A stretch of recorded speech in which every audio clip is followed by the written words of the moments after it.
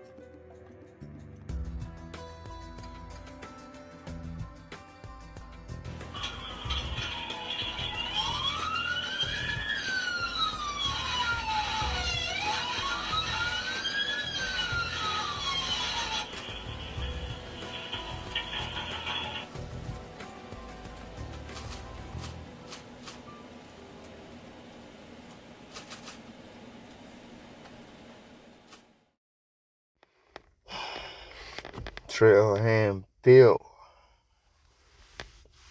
Reporting live from South Florida. It is Thursday night, guys, 8:25. I am home. Shout out to Adam for emailing me this video. Adam, I mention Adam a lot in my videos compared to how much I mention anybody else, because damn near his name is the only one I mention very frequently. Adam always sends me stories that are going on across our nation. I apologize, guys, if my voice is melancholy and down. That's what life can do to you, especially when you're looking at and reading about and hearing stories like this. I guess this was about 6 years ago. Mr. Thaddeus Robert Gray, if I got his name correct. For those of you who jump in the comments and say it's old, I think I just said it 6 years ago. And I'm just going to dive in because I don't know where to start. We heard the lady on the phone, man. The first thing that comes to my mind is Karen. sounded like, acted like, behaved like, according to what she was saying versus what we were seeing on camera. But we all have different life experiences, and sometimes it's not a caring thing. Sometimes it's your life experience, you know.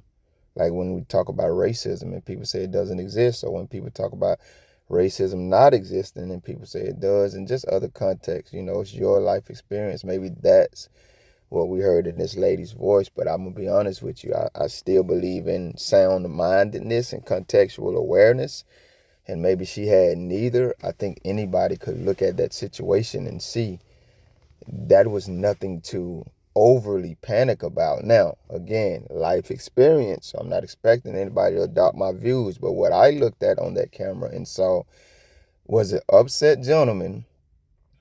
And if nobody would have said anything about a gun, I wouldn't have known the gun was involved until the cops got there. But they're saying a gun was involved, so I don't know if that's what he was holding or reaching to. You can see his hand.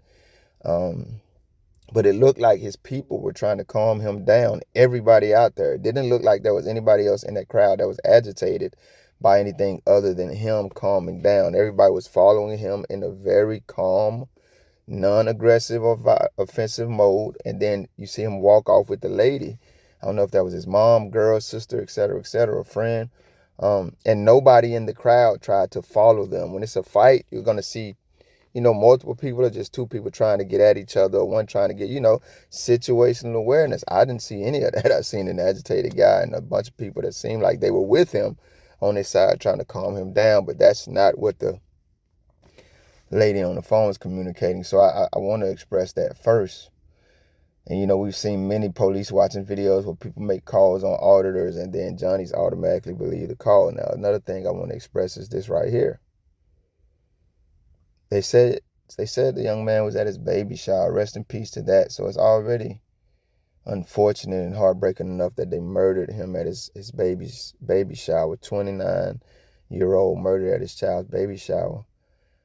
I want to be objective and not insensitive when I say I don't know what's going on or going through his head. Again, life experiences. But I would hope in that situation, man or woman, if you feel the need, and I'm gonna give some more context in a second, to be protective. If you feel like there's a threat coming for you and you're somewhere like that and you have to behave like that, I would hope that you would want to leave that for no other reason, not to endanger your child, your, you know, even though it's still not born yet, but your child, and then the other people there that you may love. Because if they're there for you, then I hope you have some type of affinity for them. Obviously, they could be with the mom and not even, all of that, you know what I'm saying? Not even like you. But I'm just, two sides of the coin, right? They murdered him at his child's baby shower. Unspeakably heartbreaking. Not surprising from these cowards.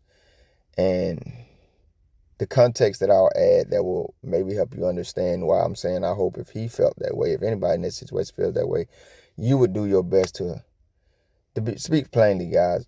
Get the danger away from the people you love, especially your child and children. So they did a lot to try to slander this young man who was murdered by these coward cops in Michigan.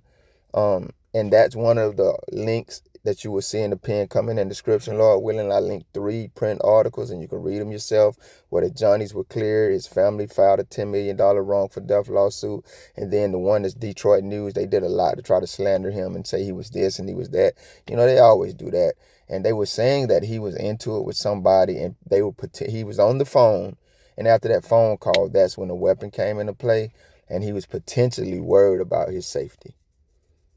And that's the reporting. That's the journalist reporting. I didn't see any quotes from family or friends. That's the journalist reporting of how we got here. So that's why I say, bro, if you're feeling like that, and they're not coming for your loved ones, they're not coming for your, you know, anybody, your child.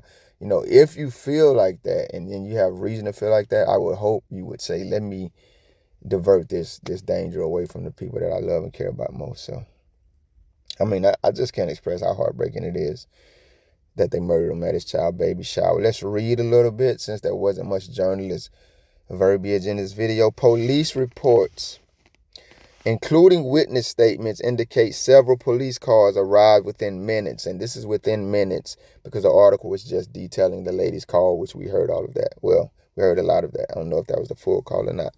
But yeah, police reports include including witness statements, indicate several police cars arriving within minutes. According to the reports, we're not going to say Gray, that's what they say, he has a name. Thaddeus ignored orders to drop the weapon and lie down, instead bolting away from the facility with K9 Axe in pursuit. Axe is very pivotal. You heard him say 2 people. Well, they put it on the screen. 2 people died.